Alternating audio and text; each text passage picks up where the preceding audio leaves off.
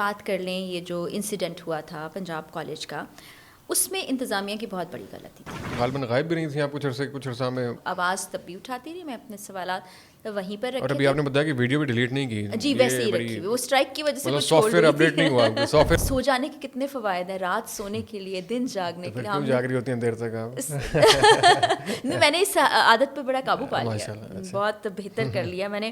لیکن رمضان میں بوری رات جاگتی ہوں. میں ڈاکٹر اسرار احمد کو سنتی ہوں, دیکھیں اب بھی ان کے لیکچرز یہاں پر موجود ہیں. میں ڈاکٹر ذاکر نائک کو بھی بہت سنا کرتی تھی, ابھی تھوڑا کم کیا ہے. پھر اس کے علاوہ غامدی صاحب کو میں نے کافی زیادہ سنا. انجینئر محمد علی کی کافی زیادہ پاپولیرٹی ہے, میں ان کی چیزوں کو سنتی ہوں. السلام علیکم جی, welcome back to our podcast. محترمہ فرح اقرار صاحبہ کیسی ہیں آپ؟ Welcome on the podcast. Thank you so much, دوبارہ سے آ کے اچھا لگا. اور پہلے والا جو پوڈ کاسٹ ہے, میں آن ریکارڈ بتانا چاہتی ہوں کہ وہ one of my favourite podcast ہے, کیونکہ فوزان نے جو سوالات پوچھے وہ عمومی طور پر لوگ نہیں پوچھتے. زیادہ تر وہ ٹپکل سوالات اور ریپیٹیشن ہوتی ہے, پھر سننے کو لوگوں کو کچھ الگ نہیں ملتا. بلکہ لاسٹ پوڈ کاسٹ میں بھی ہم نے جو ہے نا وہ ڈسکس یہیں سے کیا تھا کہ کسی کی بیوی ہونا اوبیسلی وہ بھی بہت سارے لوگ تعارف کروا دیتے ہیں, لیکن بندے کی اپنی شناخت اور اپنا کام اتنا زیادہ ہوتا ہے کہ اس پہ بہت ساری باتیں ہو سکتی ہیں. اس کو ضرور ہماری سوسائٹی کو بھی اوبیسلی دیکھنا چاہیے. ہم آپ کے اتنے سارے پروجیکٹس دیکھتے ہیں اور بہت سی لرننگز اور انسپائرنگ چیزیں اس کے اندر ہیں. خیر اس پہ بھی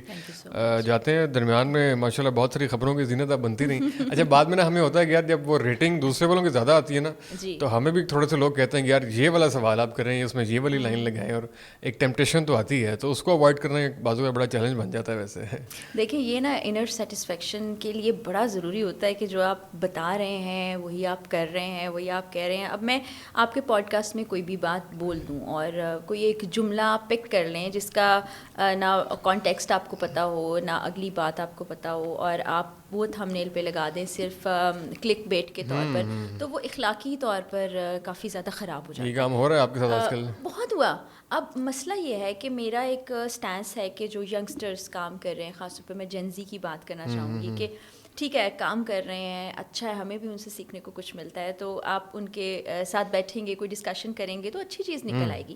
لیکن بعض اوقات وہ کرتے یہ ہیں کہ جو کہا نہیں گیا, جو مقصد اور مطلب نہیں تھا, اس میں سے کٹ کر کے وہ حصہ نکال لیتے ہیں اور بات کہاں سے کہاں چلی جاتی. وہ نا لوگوں کے لیے بھی ایک بڑا بعض اوقات شاکنگ بن جاتا ہے کہ یہ انہوں نے کہہ دیا. بعض لوگ بھی پوچھتے بھی ہیں کہ تمہاری پرسنالٹی یہ نہیں ہے, تم ایسی بات کر نہیں سکتی, یہ کیسے کہہ دی. تو پھر اپنے جو قریبی جانے والے ان کو تو ایکسپلین کر دیتی ہوں میں, لیکن پھر جنرلی آپ اس کو کیسے ایکسپلین کریں.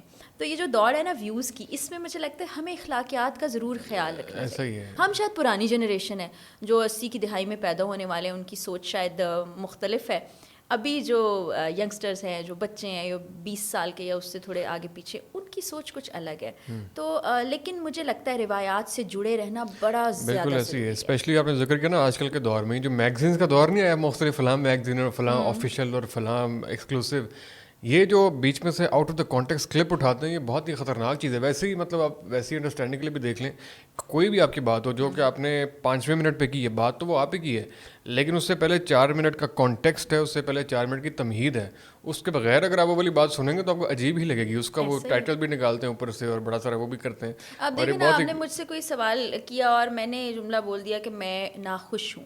اب وہ ناخوش میں کس بات پر ہوں وہ نہیں بتائیں گے, صرف لکھیں گے فرح اقرار ناخوش ہے اور اس کو چھوڑ دیں گے میری زندگی کے ساتھ. یہ بڑی زیادتی کرتے ہیں آپ لوگ, پلیز مت کیا کریں, ایسا مت کریں. اچھا ایک اور چیز ہے کہ آپ اچھے طریقے کام کریں تب بھی آپ کو ویوز ملتے ہیں. آپ نے کتنے اچھے پوڈ کاسٹ کیے, سارے لوگ آپ کے ساتھ آتے ہیں, بیٹھتے ہیں, ڈسکشن کرتے ہیں. اس کی وجہ یہ ہے کہ اس میں مسالہ اس طرح نہیں ہے نا, آپ زندگی میں کچھ لرن بھی کرنا ہے, ہر وقت مسالہ نہیں چاہیے ہوتا. ایسے ہی ہے. تو فرح اقرار ناخوش نہیں ہے, ویسے بھی ناخوش نہیں ہے. تو یہ کافی ساری چیزیں خیر ہمیں دیکھنے میں آتی ہیں. اور ابھی جن زی کا ذکر کیا ہے, بڑا انٹرسٹنگ ہے. اس کے اندر ہماری تو بہت ساری ہارڈ پوڈ کاسٹ میں اس کی ڈسکشن ہوتی ہے. اب تو لوگ کافی اس پہ ہمیں وہ بھی دینا شروع ہو گئے ہیں, پش بیک بھی, اور کافی سارے جوابات بھی دینا شروع ہو گئے. تو اس کے اوپر جو ہے نا ہم نے پراپر ایک ویڈیو بھی بنائی تھی. اس کی جو ڈس انفارمیشن ہے اس کے اوپر ہمارا اور آپ کا موقع بڑا مختلف ہے, لیکن ہمارا ماننا ہے کہ جو ایکسچینج آف آئیڈیاز ہیں یا جو اپوزٹ اوپینین ہے ان کا بھی ایک ٹیبل پہ آنا بڑا ضروری ہے. تو ہمارا تو خیال تھا کہ وہ بھی جو ہے نا کہ پورے کا پورا جو جین زی کی اصل ڈپکشن ہے وہ جو پنجاب کالج والا پورا واقعہ ہوا تھا کہ بغیر کسی ثبوت کے بغیر کسی کنکریٹ چیز کے پوری انویسٹیگیشن بھی ہوئی اور سامنے کوئی چیز نہیں آئی.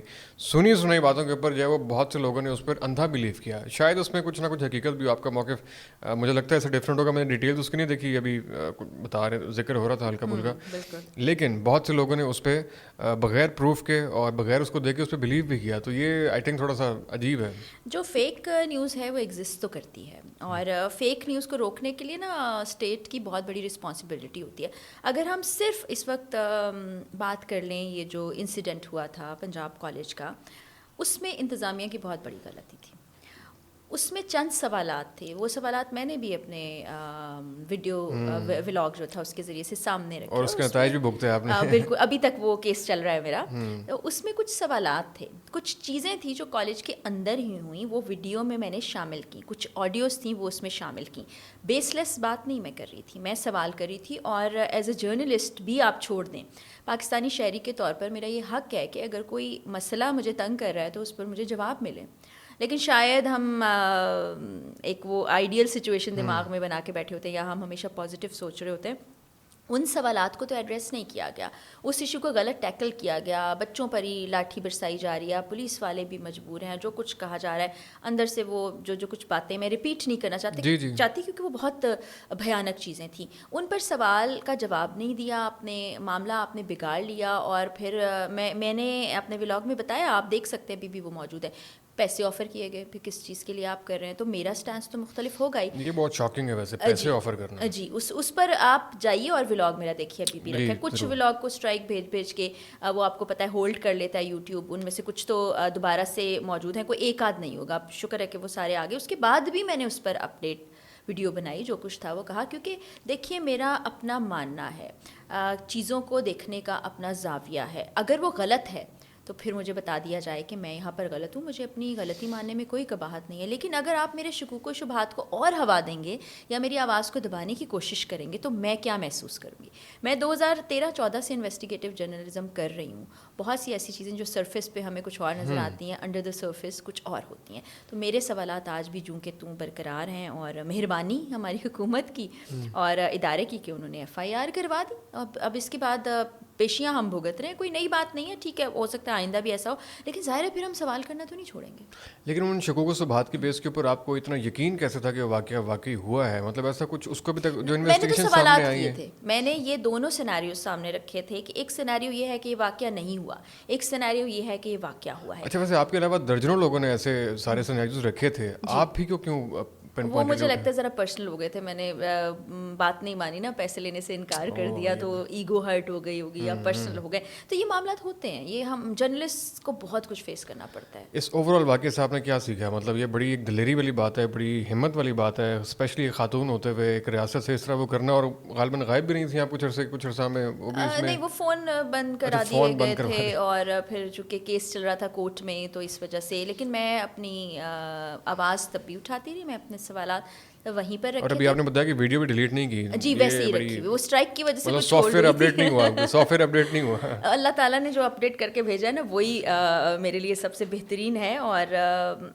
اصل میں اگر آپ کے دل میں کوئی خوف ہو, ڈر ہو, یا آپ دنیاوی معاملات میں بہت زیادہ گھس گئے ہوں, تو پھر شاید آپ کو یہ چیزیں بادر کرتی ہیں. میرے جیسا انسان ایک ذرا سوچ کا زاویہ جس کا الگ ہوتا ہے, اس کو نہیں ڈر لگتا, وہ صرف اللہ میاں سے ڈرتا ہے. اور پھر بعض دفعہ تو ذمہ داری بھی آپ بڑی محسوس کرتے ہیں. کچھ ٹاپکس پر آپ نہ چاہتے ہوئے بھی بولتے ہیں کہ اس پر آواز اٹھانا ضروری ہے. بعض اوقات آپ کی رائے شاید کسی اور کی سوچ کو تبدیل کر دے یا کسی کی زندگی میں بہتری لے آئے, تو مجھے لگتا ہے خاموش رہنا کوئی حل نہیں ہے. ایٹ لیسٹ کل کو میں یہ کہہ سکوں گی سر اٹھا کے کہ جی میں نے اپنا جو فرض تھا, جو ذمہ داری تھی, اس کو. تو اتنا یہ ان اپولوجیٹک قسم کا جو آپ سچائی کا آپ سفر کر رہی ہیں یا انویسٹیگیٹو جرنلزم کر رہی ہیں, یہ جو ہماری کرنٹ جرنلزم ہے یا کرنٹ میڈیا, اس کے پلیٹ فارم سے تو نہیں ہو سکتا. تو آج کل انڈیویجولی کر رہی ہیں آپ سارا کچھ. جی, میرا اپنا پلیٹ فارم ہے, فیس بک پر بھی, یوٹیوب پر بھی. انسٹاگرام کو میں نے ذرا نان پولیٹیکل اور ذرا ایک سافٹ سائٹ پہ رکھا ہوا ہے. جی,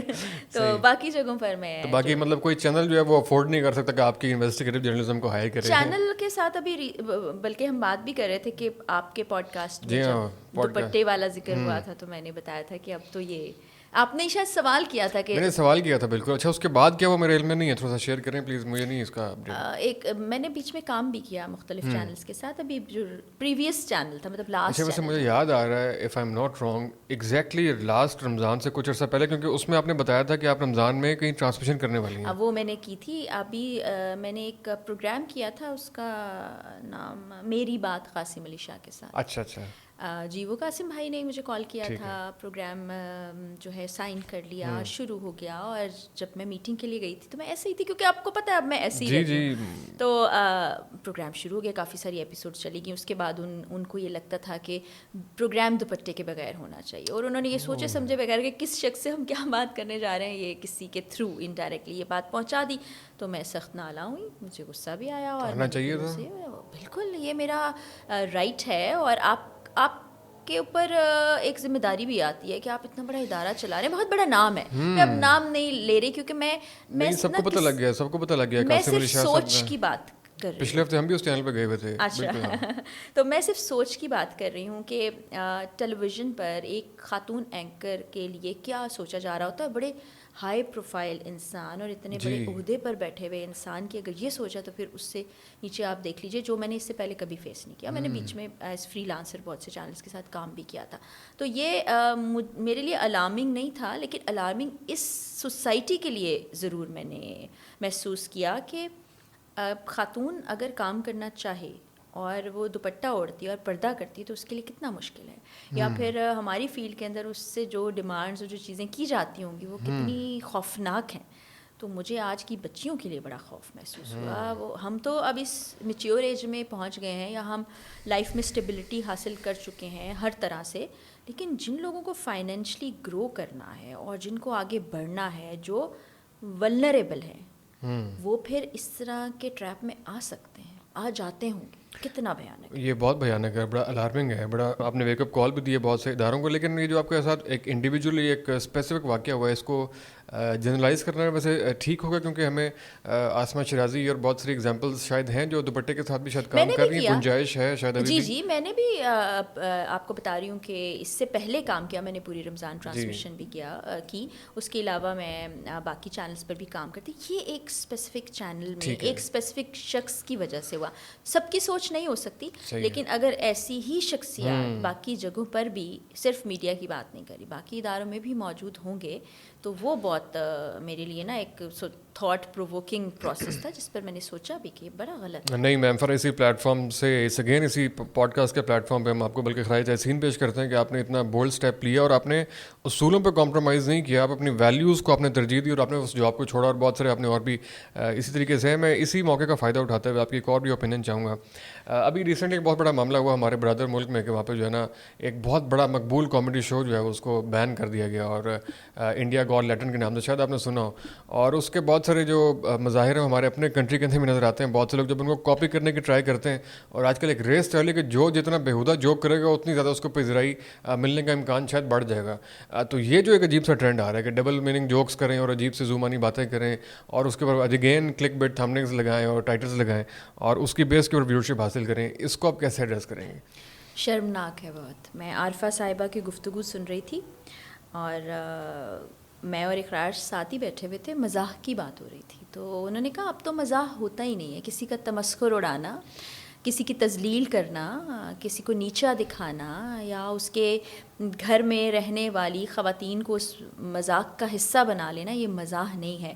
مزاح تو بہت ہی ایک خوبصورت ہمارے ادب کا حصہ رہا ہے. اگر آپ پڑھیں ہمارے ادب کو, اس میں تحریر موجود ہیں کہ کتنی خوبصورتی سے وہ ایسا منظر بعض اوقات پیدا کرتے تھے, یا ایسا جملہ کہتے تھے جس سے آپ کے چہرے پہ ہنسی بھی آتی تھی اور آپ اس کا لطف لیتے تھے. اب مجھے دیکھنے والے بھی بتائیں اور آپ بھی بتائیے کہ یہ جس طرح کی کامیڈی کے نام پر جو ہم کر رہے ہیں, اس کو سننے کے بعد کیا آپ اس طرح سے ہنس سکتے ہیں؟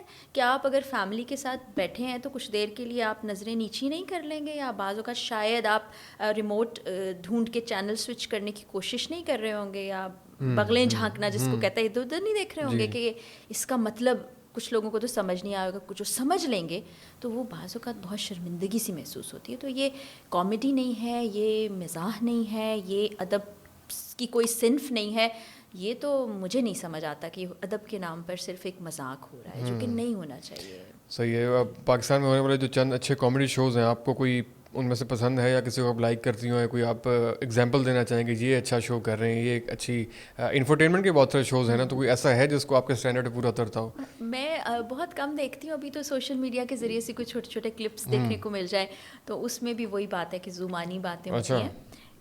جیسے ہم جب چھوٹے تھے تو ایک پاکستان ٹیلی ویژن پر 50-50 چلا کرتا تھا ایک پروگرام, وہ ہم نے اس دور میں تو نہیں یاد ہوگا, بعد میں دیکھا. اب آپ دیکھیں سچویشنل کامیڈی ہے یا باتوں کے ذریعے سے مزاح ہے. پھر مجھے وہ یاد ہے جواد بشیر کا ایک پروگرام تھا, مجھے نام بھول گیا اس کا, وہ سوپ ہوا کرتا تھا اس زمانے میں, اس میں کہ کیسا مزاح تھا, اس میں تمسخر تضحیک یا یہ سب نہیں تھا.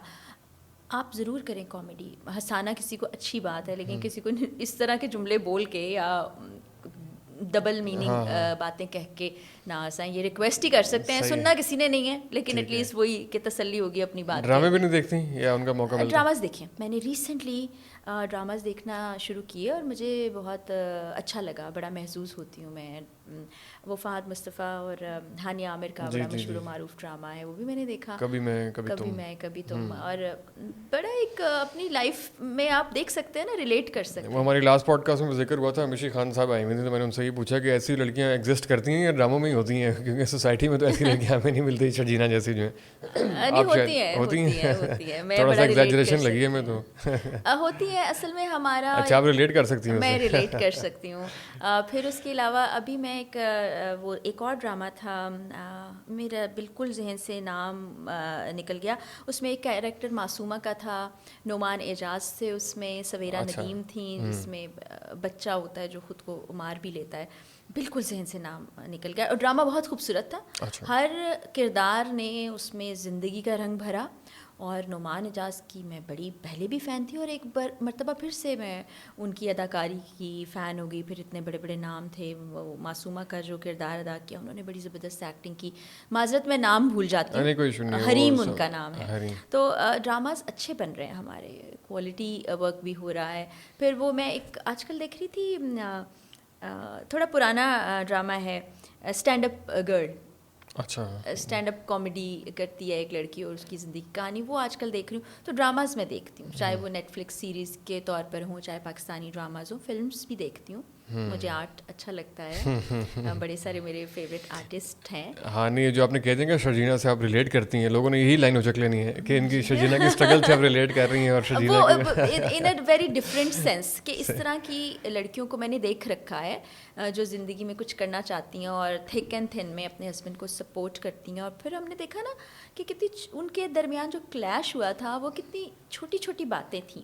اور پھر میں وہی بات کروں گی کہ اپنی جگہ پر مصطفیٰ بھی خاموش ہو گیا, اور اپنی جگہ پر شرجینا بھی خاموش ہو گئی. دونوں نے دماغ میں کچھ سیناریوز کریٹ کر لیے, اس کی وجہ سے کلیش اور دوری پیدا ہو گئی. جی بالکل, اس کے اوپر اسی بات کو ہم تھوڑا کنٹینیو کرتے ہیں. بلکہ اس پہ آپ کی کچھ ٹاکس بھی شاید آپ نے کہیں دے رکھی ہیں, آپ پلان کر رہی تھے کچھ, کہ جو آج کے جو بہت سے پرابلمس دیکھنے میں آ رہے ہیں ریلیشن شپس کے حوالے سے, اور بہت ساری چیزیں اس میں ٹرو گائیڈ لائن بہت کم ہے. بڑے عجیب قسم کے اسپیکرس کبھی کبھی دیکھنے میں آ جاتے ہیں, بڑی عجیب قسم کی جو ہے نا وہ مس لیڈنگ گفتگو کر رہے ہوتے ہیں. تو آپ اس میں کیا مطلب ریکمینڈ کرنا چاہیں گے کہ ہیلدی ریلیشن شپ کے لیے کن اصولوں کو فالو کرنا آپ کے خیال میں بہتر رہے گا؟ ریلیشن شپ یہاں پر صرف میں ہسبینڈ اینڈ وائف کی بات نہیں کر رہی ہوں. آپ ایک انسان ہے تو آپ کے بہت سے رشتے ہیں. ماں کے ساتھ ایک رشتہ ہے, باپ کے ساتھ ایک رشتہ ہے, پھر آپ کے سبلنگس ہیں, اس کے بعد جا کے پھر آپ کی شادی آتی ہے, یعنی ہسبینڈ اینڈ وائف, اور پھر آپ کے بچوں کا ریلیشن شپ آتا ہے. بیسک اصول جو مجھے لگتا ہے کہ ہر رشتے کا سب سے پرائمری چیز جو ہے جس پہ فوکس ہونا چاہیے وہ عزت ہے. ایک دوسرے کو عزت دینا سیکھیے. ہم محبت کے دعوے کرتے ہیں, ہم کہتے ہیں جی بڑی محبت ہے, لیکن سمہاؤ ہم محبت کا دعویٰ کرنے کے باوجود اس شخص کے ساتھ جو سلوک کر رہے ہوتے ہیں وہ پریکٹیکلی لگتا نہیں کہ یہ محبت کی کوئی قسم ہوگی. تو عزت اگر دیں گے آپ تو پھر پروو ہو جائے گا کہ محبت ہے. اسی طرح سے ایک اسپیس ہر رشتے میں ہونی چاہیے. میں نے سارے رشتوں کی بات کی ہے, اب وہ پتہ نہیں سوشل میڈیا اس پہ کیا بنا لے گا. اس میں اسپیس ہر رشتے میں چاہیے ہوتی ہے. اس کے علاوہ کمیونیکیشن از سو امپورٹنٹ جس کو ہم نگلیکٹ کرتے ہیں. وہی کہ مجھے اگر ایون آپ کی کوئی بات سمجھ نہیں آئی تو میں وہ آپ سے ڈسکس کرنے کی بجائے اپنے دل میں ایک سوچ رکھ کے بیٹھ جاؤں گی, اور پھر ہمارے درمیان تلخی ہو سکتی ہے, ہماری کمیونیکیشن ختم ہو سکتی ہے, اور غلط فہمیاں جنم لے سکتی ہیں. اور پھر ڈفرینسز کو سمجھنا, اور یہ بات میں خاص طور پر میاں بیوی کے رشتے کے لیے کہہ رہی ہوں. کوئی بھی بیوی اپنے ہسبینڈ جیسی اور کوئی بھی ہسبینڈ اپنی بیوی جیسا نہیں ہو سکتا. آپ بایولوجیکلی بھی ویسے نہیں ہے نا. اللہ تعالیٰ نے آپ کو 2 مختلف جنسوں میں پیدا کیا ہے. آپ کی سوچنے کی, سمجھنے کی, محسوس کرنے کی حص علیحدہ علیحدہ ہوگی. اس میں اگر آپ یہ سمجھ لیں کہ یہ ایسا ہے اور میں ایسی ہوں, تو اس کو اس طرح سے ایکسیپٹ کر لینا, آپ کا رشتہ بہت اچھا چلے گا. ہاں, جہاں آپ یہ سوچ لیتے ہیں کہ اس کو میں اچھا شادی ہو گئی ہے نا, اب میں اس کو اپنے طریقے سے مولڈ کر لوں گی یا کر لوں گا, وہاں خرابی ہو جاتی. بھائی جب آپ شادی کر رہے ہو, آپ کو پتہ ہی یہ ایسا ہے, اس میں یہ چیز ایسی ہے, یہ ایسی ہے, کوئی 100% نہیں ہوتا, تو اس کو لے کر چلے نا. ایک دوسرے کو وقت دیں, اسپیس دیں, سمجھیں.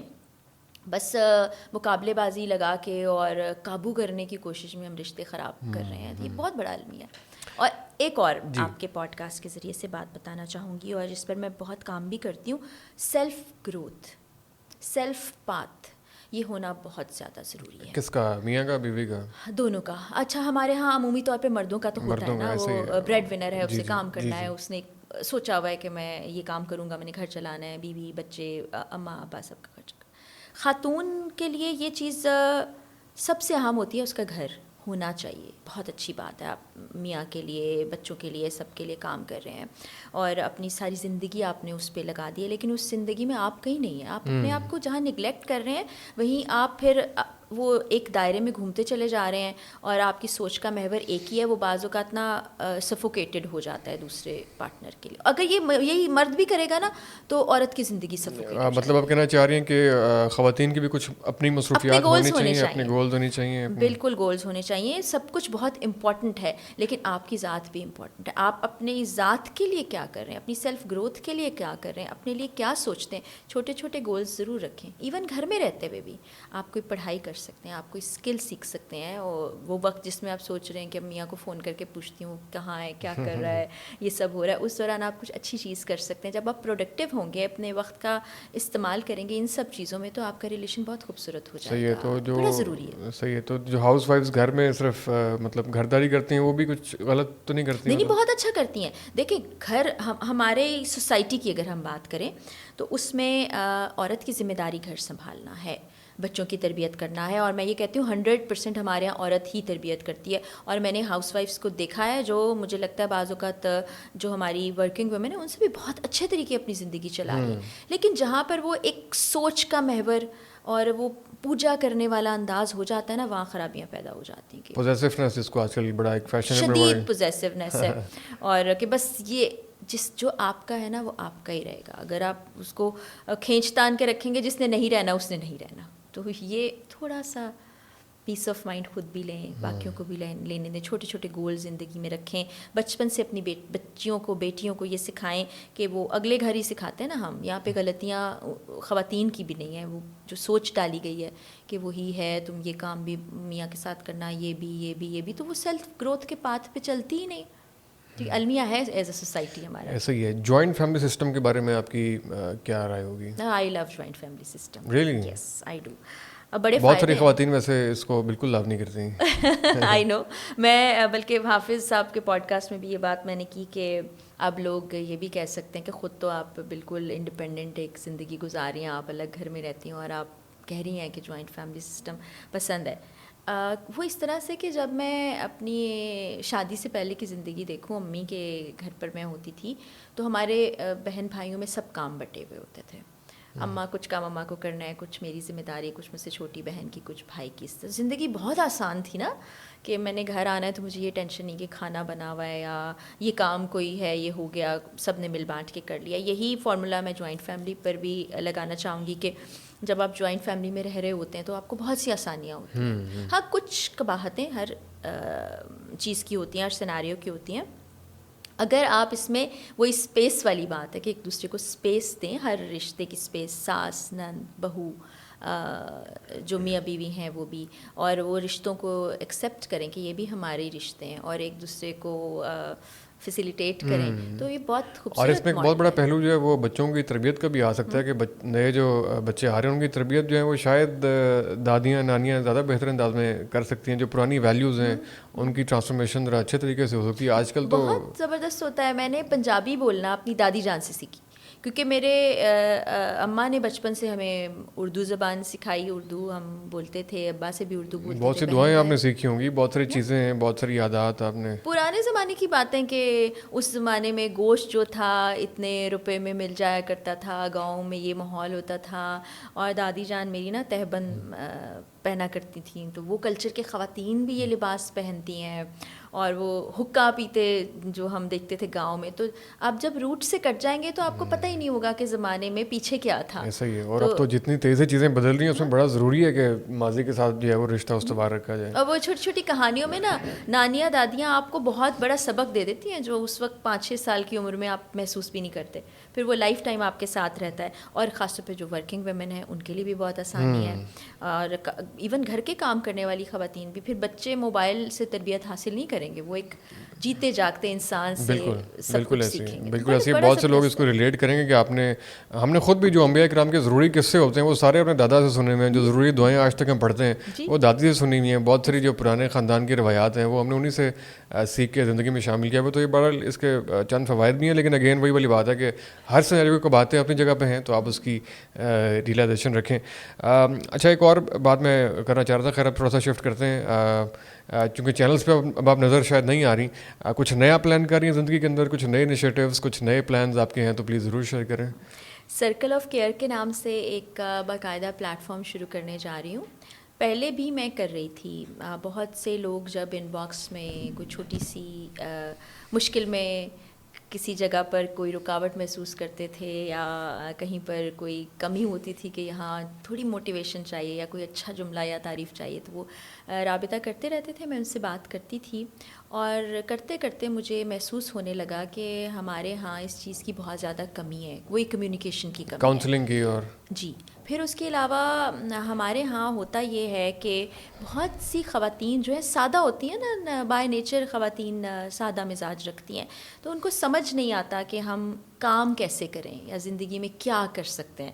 تو ایسی بہت سی خواتین جو گھر میں بیٹھ کے اچار بنا رہی ہیں، صابن بنا رہی ہیں، کوئی کھانا بنا رہی ہیں، کوئی کشیدہ کاری کر رہی ہیں، ان کو میں اپنے اس پلیٹ فارم کے ذریعے سے شاؤٹ آؤٹس دوں گی. ان کو جہاں کوئی سوال ہوگا، جہاں کوئی مدد ہوگی، یہ ابھی فائنینشیل مدد نہیں ہے، یہ ان کی اسکل کو پالش کرنے میں، ڈیولپ کرنے میں، اس پر جو بھی ہوگا وہ میں کچھ اپنے مارکیٹنگ ہو سکتی ہے، کچھ سیلز ہو سکتی ہیں، کچھ ایک کنیکشنز. شاؤٹ آؤٹ اگر میرے کچھ اور چند احباب آپ دے دیں، کچھ اور ایسے لوگ جن کو لوگ نہیں جانتے ہیں لوگ کہ آپ کا شاؤٹ آؤٹ بڑا مہنگا ہے، تو آپ ایسے اسمال بزنس کو سپورٹ کریں گی، فری میں دیں گی، تو یہ بھی ایک بہت بڑا کنٹریبیوشن ہوگا. تو وہ شاؤٹ آؤٹ، پہلا مرحلہ شاؤٹ آؤٹ دینے کا، دوسرا مرحلہ کاؤنسلنگ کا جس میں گریف ہیلنگ ہے، ٹراما ہیلنگ ہے، آپ کی میریٹل لائف کی کاؤنسلنگ ہے، اور یہ گروپ ڈسکشن ہوں گی.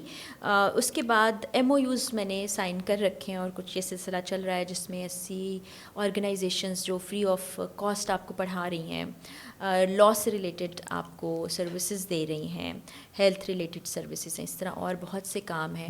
تو وہ لوگ جو نہیں جانتے ان کو ان سے کنیکٹ کرانا، تو یہ مجھے لگتا ہے کہ ٹورڈ سوسائٹی میں او کرتی ہوں کہ مجھے یہ کرنا ہے. تو پہلے فیز میں ہم یہ 3 چیزیں کریں گے، اس کے بعد آگے بہت سی اور چیزیں. اور اس میں فوزان آپ کے توسط سے یہ بھی بتا دوں کہ یہ ماڈل جو ہے سیلف سسٹین ماڈل ہوگا. اس میں کوئی فنڈز میں کسی سے نہیں لے رہی ہوں، کوئی چیریٹی اس میں شامل نہیں ہے، کوئی ہیلپ شامل نہیں ہے فائنینشیل. اس میں اپنا ایک بزنس ماڈل کریٹ کر چکی ہوں جو انشاءاللہ اللہ تعالیٰ کے فضل و کرم سے اس مبارک مہینے میں لانچ ہو جائے گا. اور ادھر سے جو پیسے آئیں گے وہ پیسے میں ادھر اس ماڈل پر انویسٹ کروں گی. اور اس میں کوئی لالچ اور وہ نہیں، صرف ایک چیز ہے جو میرے دل کے اندر بہت عرصے سے تھی، جو میں چھوٹی چھوٹی جگہوں پر کر رہی تھی، اب اسے بڑے پیمانے پر کروں گی. اور سرکل آف کیئر اس کا نام اس لیے رکھا ہے کہ اس میں اور لوگ جڑتے جائیں گے. آپ کچھ کرنا چاہ رہے ہیں، ضرور کوئی اور کچھ کرنا چاہ رہا ہے، وہ سب اس میں ایک سرکل بنائیں گے. جو اس سے مستفید ہو رہے ہیں وہ آگے اور لوگوں کو اس طرح سے اس سرکل میں شامل کریں گے. تو یہ میرے دل کے بڑا قریب پروجیکٹ ہے اور یہ میرے پیرنٹس کے نام ہوگا, اور خاص طور پہ میرے والد صاحب. اللہ تعالیٰ آپ کو ان کا مزید صدقہ جاریہ بنائے. ان سے بڑی یادگار, بڑی خوبصورت ملاقات رہی تھی. بہت ہی سادہ اور ایک بڑے درویش صرف آدمی تھے, بہت یاد بھی آتے ہیں, بلکہ ہم ان کی فاتحہ پہ بھی حاضر ہوئے تھے. ہم دعا کرتے ہیں اللہ تعالیٰ سب کو بھی, جتنے بھی ہیں اولادیں, ان کو صدقہ جاریہ بنائے. یہ ماہ مبارک چل رہا ہے رمضان, اور رمضان کے اندر ہی بہت سے لوگ آپ کو دیکھ رہے ہیں. اگر آپ اس کے حوالے سے کچھ شیئر کرنا چاہیں, بتانا چاہیں کہ ایک مسلمان کو رمضان کس طریقے سے گزارنا چاہیے, اس سے کس طریقے سے مستفید ہونا چاہیے, یہ آپ کے کیا معمولات ہوتے ہیں؟ میری کوشش یہی ہوتی ہے کہ جتنا وقت جو ہے اللہ تعالیٰ کو یاد کرنے میں, اللہ سے کنیکشن قائم کرنے میں گزرے وہ ہو, لیکن دنیاوی معاملات بھی ساتھ چلتے رہتے ہیں. کوئی کام ہے, کسی کا کوئی کام ہے, کسی سیمینار پہ جانا ہے, کانفرنس پہ جانا ہے, کوئی ورک شاپ ہے, اس کو روکنا نہیں چاہیے, کیونکہ دیکھیں اگر آپ یہ والے کام بھی کرتے تو اس کا بھی آپ کو اجر ملے گا. اور بعض اوقات ہمارا رویہ یہ ہو جاتا ہے کہ ہم نے روزہ رکھ لیا ہے تو ہم نے بڑا دوسروں پہ احسان کر دیا ہے, اور پھر ہم کبھی کبھی لڑتے جھگڑتے بھی ہیں نا. تو یہ بیسکلی آپ کو ایک پریکٹس کرا رہے ہیں باقی سال کے لیے اللہ تعالیٰ کہ اس میں صبر بھی کرو, تھوڑا اپنی خواہشات کو قابو میں بھی رکھو, اور جو چیزیں ایون جائز ہیں اس کی طرف بھی آپ نہیں جاتے ہو. آپ کے سامنے کھانا رکھا ہے, آپ نہیں کھاتے ہو, تو ہم جو کہتے ہیں نا شیطان نے بہکا دیا, تو میرا ماننا یہ ہے کہ شیطان آپ کا اندر ہی ہے, آپ کی خواہش اور آپ کا نفس ہی ہے, اس کو قابو کرنا, شیطان پہ قابو پانا ہے, کیونکہ وہ بڑا منہ زور ہوتا ہے, آپ کی خواہشات بڑی منہ زور ہوتی ہیں, اور وہ کمزور لمحے کے اندر آپ کی اپنی ذات آپ پہ حاوی آ کے وہ آپ سے کروا سکتی ہے. تو یہ بڑی اچھی پریکٹس ہے, پورا مہینہ کیجئے. اور میڈیکلی میں آپ کو بتاؤں کہ فاسٹنگ کے بہت سے فائدے ہیں. اگر آپ نا سرچ کریں گوگل پہ جا کے تو آپ کو پتہ چلے گا کہ آپ کی باڈی میں کچھ ایسے بیماری کے سیلز, ایسے انزائمز, ایسی چیزیں بن جاتی ہیں جب آپ بھوکا رہتے ہیں تو آپ کی باڈی فائٹنگ موڈ میں آ جاتی ہے. تو سب سے پہلے وہ اس ایول کو کھانے لگتی ہے کہ باڈی تو پہلے سروائیول موڈ میں آ گئی ہے, تو یہ جو چیز موجود ہے اس کو ختم کر دو. تو آپ دیکھیں میڈیکلی کتنا خوبصورت ہے یہ معاملہ. تو اگر آپ اپنے دین کو سمجھیں, مذہب تو ہے ہی ہے, مذہب اور دین کا فرق بھی لوگوں کو پتہ ہے. دین آپ کو پورا ایک زندگی سکھاتا ہے نا, دین کو سمجھیں تو آپ کو پتہ چلے گا کہ اتنی ساری خوبصورت چیزیں ہیں جو ہمارا دین, مکمل دین ہمیں سکھاتا ہے, اور ہم اس سے دور بھاگتے رہتے ہیں. اللہ کہتا ہے میرے پاس آؤ, ہمیں شاید کہیں نہ کہیں ڈرا دیا جاتا ہے, یا ہمیں خود خوف آتا ہے کہ نہیں آپ جا کے تو دیکھیں آپ کو کتنا سکون ملے گا. ویسے تھوڑا سا ایکسپلین کریں کیا فرق ہے دین اور مذہب میں؟ دیکھیں ریلیجیس ریچولز ہیں, ریلیجن کی پریکٹس ہے, عبادات ہیں, وہ ہمارا ریلیجن ہے, لیکن اس کی روشنی میں زندگی گزارنا, چھوٹی چھوٹی چیزیں بتائی گئی ہیں. حضور پاک صلی اللہ علیہ وسلم نے جو آپ کو کہہ دیا کہ کھڑے ہو کے پانی آپ نہ پئیں, بیٹھ کے پانی پئیں, اس کے پیچھے ایک پوری سائنس ہے. فاسٹنگ والا میں نے آپ کو بتایا, صبح جلدی اٹھنا, آپ کو پتہ ہے کہ سائنٹیفکلی صبح جاگنے کے کتنے فوائد ہیں, اور جلدی سو جانے کے کتنے فوائد ہیں, رات سونے کے لیے, دن جاگنے کے لیے. کیوں جاگ رہی ہوتی ہیں دیر تک آپ؟ نہیں, میں نے اس عادت پہ بڑا قابو پا لیا, بہت بہتر کر لیا میں نے, لیکن رمضان میں پوری رات جاگوں گی, جاگتی ہوں. کچھ عبادات کا معاملہ ہوتا ہے, تو وہ عبادات ہیں جس کو ہم بعض اوقات سمجھ رہے تھے کہ یہ سب ہے. نہیں, یہ سب نہیں ہے, آپ کو دین نے سب بتا دیا. اور یقین جانے اب جب میں پڑھتی ہوں, سیکھنے کی کوشش کرتی ہوں اور اس پر غور و فکر کرتی ہوں نا, تو مجھے اس سے زیادہ خوبصورت کوئی چیز نہیں لگتی. زیر مطالعہ کیا رہتا ہے دین کو سمجھنے کے حوالے سے, کیا چیزیں پڑھتی ہیں, کن اسکالرس کو پڑھتی ہیں زیادہ؟ اسکالر سے زیادہ نا قرآن پاک کو بار بار ترجمے سے سنتی, ڈائریکٹلی خود, مطلب آپ اس پہ بلیو نہیں کرتی ہیں کسی اسکالر کی تفسیر پڑھی جائے, آپ کہتے ہیں کہ ڈائریکٹلی اس کو تفاسیر پڑھتی ہوں, لیکن مجھے اس سے زیادہ یہ خوبصورت لگتا ہے. پھر میں حضور پاک صلی اللہ علیہ وسلم کی ذات مبارکہ پڑھتی ہوں, کیونکہ وہ تو ڈپکشن ہے نا پوری ہماری زندگیوں کے لیے. مجھے بہت کچھ سیکھنے کو ملا, اور لاسٹ پوڈ کاسٹ میں جب آپ کے ساتھ یہیں بیٹھی تھی, تب سے لے کر اب تک میری زندگی میں بہت سی تبدیلیاں آئی ہیں. میں پہلے سے کہیں زیادہ مطمئن ہوں اپنی زندگی سے, اور میں بڑی بلیسڈ ہوں کہ اللہ تعالیٰ نے مجھے ایک ایسے گھرانے میں پیدا کیا تھا جو مسلمان تھا. شاید میں کہیں اور پیدا ہو گئی ہوتی تو مجھے یہ سب چیزیں زندگی میں نہ ملتی, میں محروم رہتی. تو یہ بہت بڑی نعمت ہے ہمارے لیے, سوچتے ہی نہیں ہیں. اچھا, ویسے اس پہ تو الگ سے پوری ڈیبیٹ بھی ہے کہ ہم صرف اس لیے مسلمان ہیں کہ ہم مسلمان کے گھر میں پیدا ہو گئے, یا ہم نے سوچا سمجھا بھی ہے اس کو بہت. اگین سیم اسی سیٹ کے اوپر ایک ہفتہ پہلے حمزہ علی عباسی صاحب یہاں پہ تشریف فرما تھے, انہوں نے اپنا بڑا اچھا ایکسپیرینس شیئر کیا, اور بڑا بہت سے لوگوں کے بعد ریلیٹیبل بھی ہے کہ وہ پہلے کافی تشکیک کا شکار ہو گئے تھے. انہوں نے اپنے آپ سے سوال کیا کہ کیا میں صرف اس لیے مسلمان ہوں کہ میں مسلمان کے گھر میں پیدا ہوا ہوں, یا واقعی کوئی روز آخرت ہے, کوئی اللہ تعالیٰ ہے, کوئی اس کا رسول ہے, اس کو پورے نئے طریقے سے وہ کیا. تو آئی تھنک ایک کیا اس کو بولتے ہیں، ایک نسلی مسلمان اور ایک اصلی مسلمان ہونے میں جو ایک ڈفرینس ہے اس کے اوپر بھی تھوڑا سا اسٹڈی کریں. یہ جب میں نے پہلے دیکھیے میں عبادات کرنا چاہ رہی ہوتی تھی کہ 5 نمازیں آپ پوری پڑھ لیں، قرآن پاک پڑھ لیں، اس سے ثواب ملے گا اور آپ جنت میں چلے جائیں گے. ہمیں بچپن سے ایسی تعلیم دی جاتی ہے نا، یہی سکھایا جاتا ہے. لیکن جب آپ خود سمجھنے کی خاطر پڑھتے ہیں تو جب تک میں عربی پڑھتی رہوں گی مجھے تو کچھ سمجھ ہی نہیں آئے گا کہ اس میں یہ لکھا کیا ہے. اب مجھے نہیں پتہ چلے گا، میں بالکل الحمدللہ کا بھی مطلب نہیں جان پاؤں گی. تو جب میں ایک ایک لفظ کو سمجھوں گی، پڑھوں گی تو میں ایبزارب کر پاؤں گی. اچھا جب آپ پڑھتے ہیں، جیسے آپ نے بات کی، تو بہت سی جگہوں پر آپ کے ذہن میں سوالات بھی آتے ہیں، پھر آپ یہ سوچتے بھی ہیں کہ اچھا ایسا کیوں. لیکن جب آپ ڈیپ ڈاؤن اس پہ غور و خوض کرتے ہیں، اللہ تعالیٰ کہتے ہیں نا کہ دیکھنے والوں کے لیے، سوچنے والوں کے لیے نشانیاں رکھی ہیں، تو آپ کے سامنے نشانیاں آ جاتی ہیں. اور ایٹ ٹائمز اب تو ایسے ہوتا ہے کہ کوئی سوال ذہن میں آتا ہے نا تو میں کوئی تحریر کھولوں تو سامنے آ جاتی ہے، کوئی حدیث سامنے آ جاتی ہے، قرآن کی کوئی آیت سامنے آ جاتی ہے. تو آپ پھر جب اس کو سمجھ کے اندر سے ہوتے ہیں اللہ تعالیٰ کی طرف راغب، تو اس کا تو مزہ ہی کچھ ہوا ہے.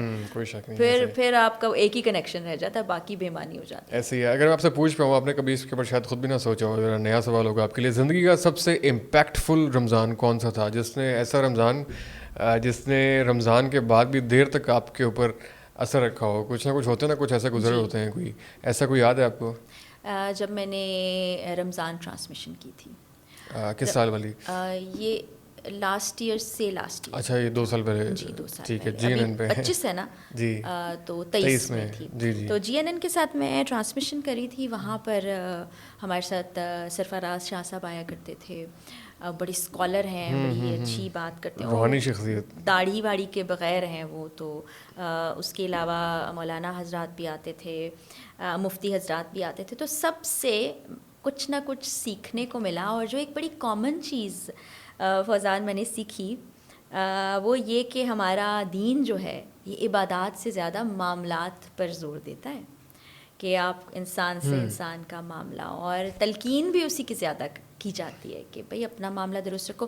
کیونکہ میں نے نمازیں نہیں پڑھی تو اللہ تعالیٰ کو جواب دینا ہے نا. میں اس سے گڑ گڑا لوں گی، رو لوں گی، معافی مانگ لوں گی، وہ تو معاف کرنے والا ہے. لیکن یہ سوچ کے نمازیں چھوڑنے کی کوئی ضرورت نہیں ہے. ہاں نہیں، وہ تو میں پڑھتی ہوں، لیکن ایک مثال دینے کے لیے کہ وہ اس سے تو ہم معافی تلافی کر لیں گے، وہ میرا اور اللہ کا معاملہ ہے نا، بالکل ایسے وہ معاف کر دے گا، اختیار اس کا ہے. لیکن اگر میں نے کسی اور کے ساتھ کوئی خرابی کی ہے، اس کا حق پورا نہیں کیا، اور میں پھر کہوں کہ اللہ جی معاف کر دے، تو اللہ جی کہے گا پہلے اتھے جاؤ، اتھے معافی مانگ کے آؤ. تو یہ معاملات کو آپ ذرا دیکھیں جو کہ ہم نگلیکٹ کرتے ہیں. ہمارا سارا زور آ جاتا ہے عبادات کے اوپر. بہت اہم ہے، فرض ہیں، ضروری ہیں، لیکن جو دوسرا پہلو ہے وہ اللہ تعالیٰ نے اس پر بہت زور دیا ہوا ہے. اتنی بڑی بات کہ معاف نہیں کرے گا رب تعالیٰ. سرفراز شاہ صاحب کو تو بہت سے لوگ اور بھی بڑے فین ان کو سن رہے ہوں گے، تو ان کی شخصیت اور اس زمانے میں جو دوسرے بہت سے اسکالرس تھے ان سے مطلب اچھی چیز کیا لگی آپ کو؟ ان کو سن کے مطلب کیا فیل ہوا اور کیسی شخصیات لگی ہیں؟ شاہ صاحب جو تھے ان کو بالکل غصہ نہیں آتا تھا، بالکل کام پرسنالٹی. اچھا یہ میرا ایک بڑا کنسرن، غصے والا کنسرن ہے نا، جس کو میں چاہتی ہوں کہ بالکل آپ ایک ایسی پرسنالٹی ہوں جن کو غصہ نہ. اب جیسے میں ہوں، مجھے غصہ آتا ہے، مجھے اس کو کنٹرول کرنا پڑتا ہے، اس کے لیے ریاضت کرنی پڑتی ہے. تو میں نے ان سے سوال کیا، میں نے کہا شاہ صاحب آپ کو آخری مرتبہ غصہ کب آیا تھا؟ انہوں نے کوئی 20 سال سے بھی پرانا وقت بتا دیا، شاید اس سے بھی زیادہ وقت. تو پھر میں نے ان سے پوچھا کہ آپ نے کیسے کنٹرول کیا اس پر، تو وہ مجھے سیکھنے کو اور بھی بہت کچھ ملا. انہوں نے کہا غصہ یہ نہیں ہے کہ آپ نے ظاہر نہیں کرنا، غصہ نہ کرنے کا مطلب ہے کہ آپ نے اندر سے ہی اس ایموشن کو ختم کر دینا. اب یہ بہت بڑی بات ہے، اپنے آپ پر اتنا آپ ایسا ہی بہت بڑی بات ہے، اسپیشل آج کل کے زمانے میں جو لوگوں کی چھوٹی چھوٹی بات پہ اتنا کوڑے ہوتے ہیں، اتنا سڑے اپنے آپ کو ہی دوسروں کی غلطیوں کے ساتھ اپنے آپ کو دے رہے ہوتے ہیں. یہ عجیب سا ہے. بہت سے لوگ. اور کس کس سے آپ نے سیکھا یا مطلب کیونکہ ظاہر ہے اس میں بڑی جی یوٹیوب ایک بہت بڑی لرننگ کے لیے ایک سمجھے انڈسٹری ہے. میں ڈاکٹر اسرار احمد کو سنتی ہوں، دیکھیں ابھی ان کے لیکچرز یہاں پر موجود ہیں. میں ڈاکٹر ذاکر نائک کو بھی بہت سنا کرتی تھی، ابھی تھوڑا کم کیا ہے. پھر اس کے علاوہ غامدی صاحب کو میں نے کافی زیادہ سنا. انجینئر محمد علی کی کافی زیادہ پاپولیرٹی ہے، میں ان کی چیزوں کو سنتی ہوں. اب اس میں بہت لوگوں کی بہت الگ رائے بھی ہوتی ہے، لیکن آپ جب بھی کسی کو سنتے ہیں نا کچھ آپ کو سیکھنے کو ضرور ملتا ہے. اور تفاسیر پڑھنے سے زیادہ جب آپ کسی کو بیان کرتے ہوئے سنتے ہیں نا تو مجھے لگتا ہے وہ آپ کے دل پہ بڑا اثر کرتی ہے. اسی طرح وہ ہیں ہمارے طارق جمیل صاحب، ان کو بھی میں سنتی ہوں، بڑی آسانی سے سمجھا دیتے ہیں چیزیں، تو مطلب بڑا اکراس دا بورڈ ضروری ہے. ساروں کو. ویسے ایسے بہت کم لوگ ہیں جو ایٹ اے ٹائم غامدی صاحب کو بھی، انجینئر صاحب کو بھی اور ان کو بھی سننے والے ہیں، کیونکہ سب کے کچھ ذرا ڈفرینٹ اسکول آف تھاٹس بھی ہیں. لیکن آپ کی اچھی بات ہے کہ آپ جس سے جو سیکھنے کو ملے اس سے وہ آپ اڈاپٹ کر اصل میں لیتے ہیں. میرا یقین یہ ہے کہ کیا ہم جو بٹ گئے ہیں نا فرقوں میں اس وہ نہیں صحیح نہیں رہتا ہے. اور اس بارے میں انجینئر محمد علی میرا صاحب کا بہت بڑا کنٹریبیوشن ہم سمجھتے ہیں. جو فرقہ واریت کا انہوں نے وہ کیا نا، یہ بہت زبردست خدمت ہے اور اس کو ہم بڑا، کیونکہ آپ مسلمان ہیں اور مسلمان کے لیے ہر اسکالر قابل احترام ہے اور جو لرننگ کا پروسیس ہے وہ رکتا نہیں ہے. تو اس لیے میرا خیال ہے اس میں آپ کو اپنا دل بھی بڑا کرنا چاہیے، اس سے آپ کی سوچ نکھرتی ہے، آپ کو چیزیں زیادہ سمجھ آتی. کہیں آپ کو کوئی چیز سمجھ نہیں بھی آتی اس پہ پھر آپ اور ریسرچ کرتے ہیں. صحیح ہے. آپ کو زندگی کے ڈوز اینڈ ڈونٹس پتہ چلتے ہیں، تو یہ بہت زیادہ ضروری ہے. میں سب کو سنتی ہوں. میم فرح صاحب بہت بہت شکریہ اپنے ٹائم کا، بڑا اچھا لگا آپ کی گفتگو سن کے. اور پوری پوڈ کاسٹ ماشاء اللہ کامیابی سے اختتام پذیر ہو رہی ہے. اور ہم نے اقرار بھائی کے بارے میں ایک لفظ نہیں بولا، اس سے میں نے کہا ذرا اسی بہانے ان کو بولتے ہیں. اقرار الحسن صاحب کو سلام عقیدت ہے. آج سے آپ کے بارے میں سوال میں کوئی نہیں کر رہا، آپ ایکسٹرو میں بس ٹھیک ہیں، ایسا ٹھیک ہے نا؟ اس کے لیے احمد فوزان کا میں اسپیشل تھینک یو کہنا چاہوں گی، ذکر نہ کرنے میں بالکل، کیونکہ دیکھیے ایسا نہیں ہے کہ ذکر کرنا غلط بات ہے، لیکن اس انداز سے کرنا مسالے کے لیے کرنا ٹھیک نہیں ہے. تو it was a wonderful podcast. نہیں آپ نے جو آپ کے جو اپنے بتائے ہیں، جو آپ کے پرسنل ایمبیشنز ہیں، جو آپ ابھی انیشیٹو لے کے جا رہی ہیں، انشاءاللہ اس پہ ہم اس کو ضرور دیکھیں گے. اور نیکسٹ پوڈ کاسٹ میں جب ہم آئیں گے تو ان کے انشاءاللہ اسٹیٹس بھی شیئر کریں گے، کتنے لوگوں کو اس سے فائدہ ہوا اور کن طرح سے نہیں ہوا. تھینکس اگین، بہت شکریہ. صحیح ہو گیا بس وہ ابھی بھی بڑا رک کے، کیونکہ